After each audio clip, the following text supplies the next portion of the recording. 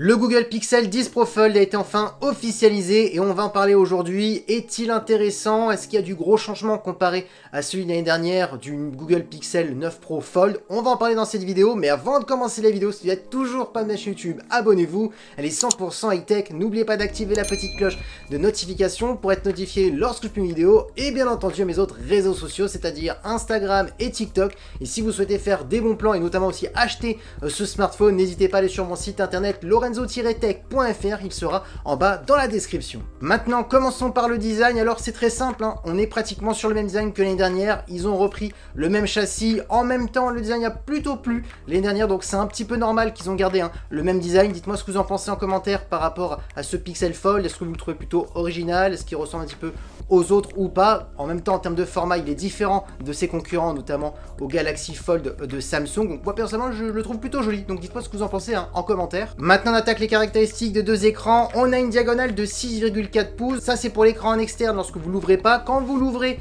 on est sur une grande diagonale de 8 pouces. Ensuite, en externe, on a un écran Full HD+, OLED avec du 120 Hz. Par contre, attention, c'est pas un vrai 100 Hz qui peut descendre de 1 Hz et monter jusqu'à 100 Hz. On n'est pas sur une dalle LTPO, on est sur du 60 Hz et du 120 Hz. Par contre, ce qui est intéressant, c'est qu'on a du 3000 nits pour les deux écrans max. Par contre, en HDR, on peut monter jusqu'à 2000 nits pour l'écran externe et on peut monter jusqu'à 1800 nits pour l'écran en interne. Ensuite, bien entendu, pour l'écran en interne, qui est l'écran qu'on va le plus utiliser quand on achète un smartphone pliant, on a un vrai 120 Hz avec une vraie dalle LTPO, donc bien mieux que le 120 Hz de l'écran externe. Donc du coup, on peut descendre de 1 Hz et monter jusqu'à 120 Hz. Donc ça, c'est le côté positif. Et bien entendu, au niveau de la caméra frontale, on a deux poinçons, un poinçon pour l'écran externe, un poinçon pour l'écran en interne, et on est sur une caméra de 10 mégapixels. Du coup, pour les personnes qui se posent la question, mais c'est quoi du coup les différences par rapport à celui de l'année dernière? Bah, on a un écran qui est légèrement plus grand, l'écran externe qui était de 6,3 pouces, on est passé à du 6,4 pouces, et les deux écrans, bien entendu, sont plus lumineux par rapport à celui de l'année dernière.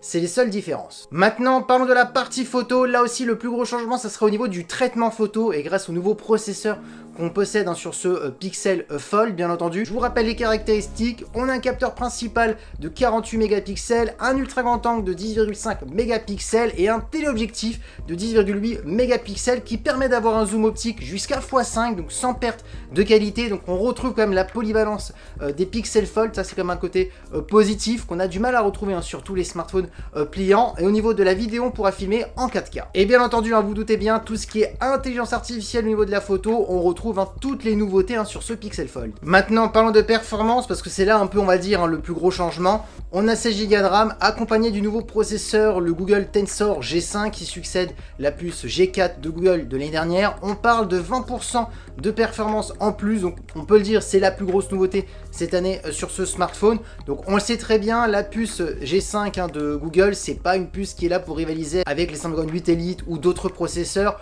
On ne recherche pas les grosses performances pour faire du gaming sur Genshin Impact ou Call of Duty Mobile, même si ça fonctionne très très bien, mais on sera en dessous face aux concurrents.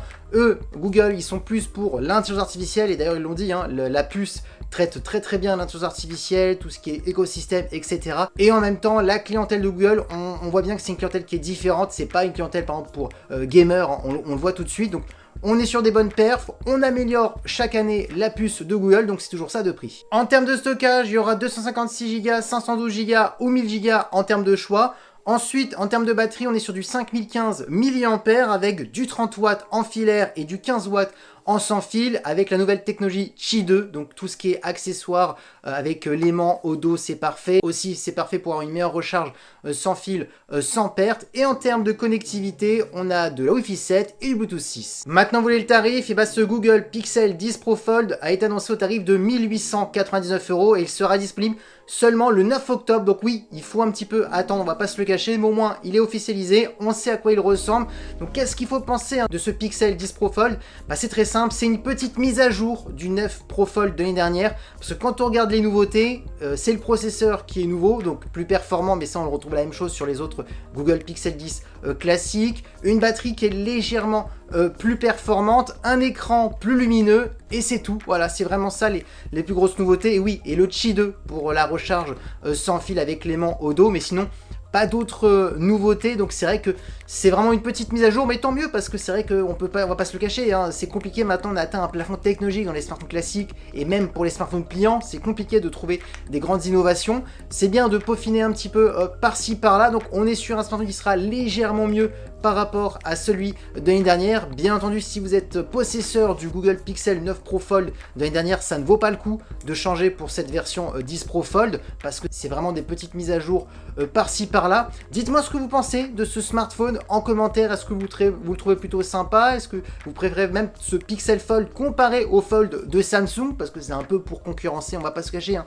celui de Samsung, c'est vraiment deux concurrents. Donc dites-moi tout ça en commentaire, parce que oui, la vidéo est terminée. J'espère que la vidéo vous a plu. Si c'est le cas, n'oubliez pas le petit pouce like, de vous abonner sur cette chaîne YouTube et d'activer la petite cloche de notification pour être notifié lorsque je publie une vidéo. Et bien entendu mes autres réseaux sociaux, c'est-à-dire Instagram et TikTok. Et si vous voulez acheter ce smartphone quand on sera au mois d'octobre, vous aurez le lien en bas dans la description s'il vous intéresse. Et mon site internet, bien entendu, avec plein d'autres produits, des bons plans. Je vous mets toujours les meilleurs tarifs, donc n'hésitez pas. C'est lorenzo-tech.fr, il sera en bas dans la description. Et sur ce, je vous dis à très bientôt. C'était Lorenzo avec Tech. Ciao!